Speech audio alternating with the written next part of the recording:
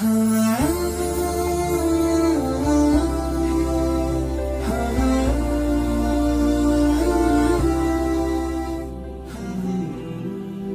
iyi Qur'oni Karim nazil bo'lgan oydir. Ramazan iyi barliq oylarning kattasi va eng sharafligidir. Chunki samoviy kitoblarning eng oxirgisi va hidoyatning birdan-bir mash'ili bo'lgan Qur'oni Karimning nazil bo'lishqa, ya'ni tushga boshlanishi Ramazan oyida amalga oshgan.